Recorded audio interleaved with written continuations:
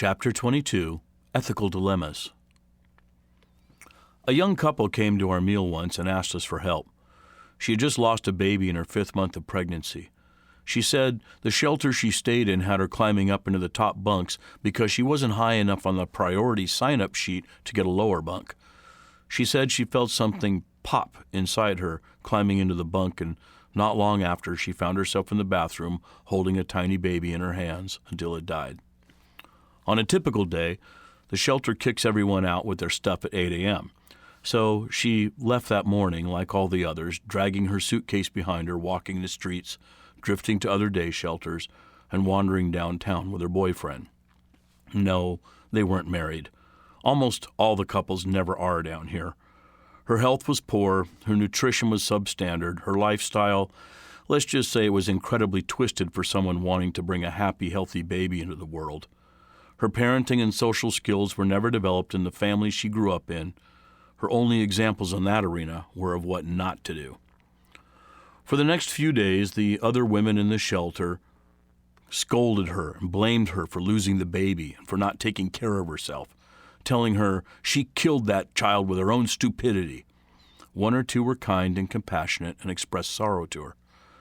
In a daze and in a pain, she and her boyfriend wandered the streets for a couple more days until Sunday came, and they thought maybe they would give church and God a chance to move in their lives and see if He still cared about them at all.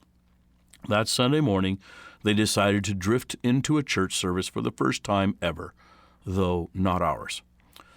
I understood that he had a church background as a kid, but when his mother tragically died 10 years before, he left the church and never returned, staying angry at God the whole time. After the service, they worked up the courage to go to the pastor and ask if the church could help them get a hotel room so she could physically recover and get away from the other shelter women. The church said no, because they weren't married, and it would be a sin, and they didn't want to contribute God's money to help people sin. The guy offered not to stay with her, but go back to his shelter each night, but since there wasn't any way to verify this, the church still said no. Then they wandered the several blocks down to our meal on that Sunday afternoon and asked us if we would help them get a stay in a hotel room to recover. What would you say? What would you do?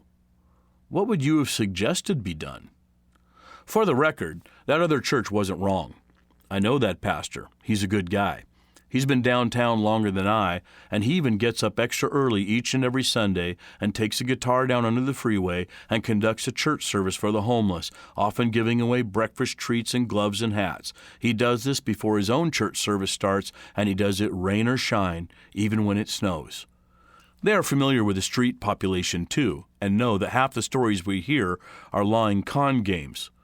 Helping an unmarried couple have a hotel room for a couple of nights is not standard Christian or biblical practice. Most churches I've attended would have also negated such a proposition.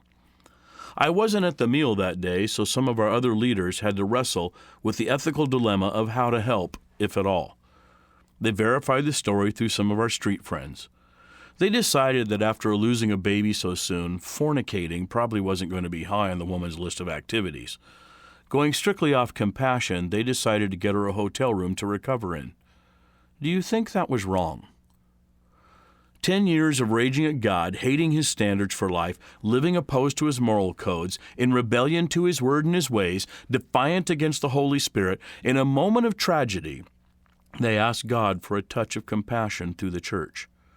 Did they deserve anything from His hand? Decidedly no. Were they complete and total sinners, inside and out? Oh, yes.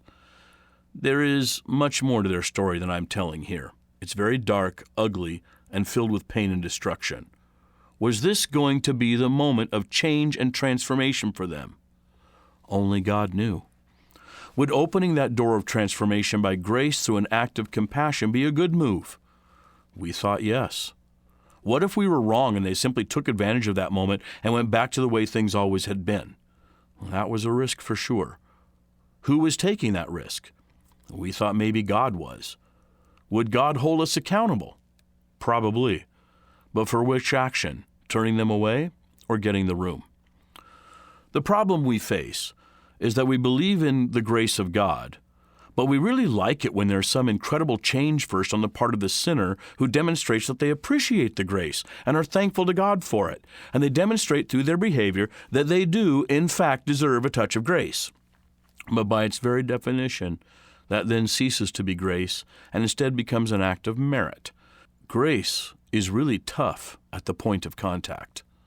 But I, for one, am thankful that when I've been raging at God, hating His standards for life, living opposed to His moral codes, in rebellion to His word and His ways, defiant against His Spirit, and in my moments of tragedy and brokenness ask God for a touch of compassion and grace, He still gives it. That's the gospel. That's why it's called good news.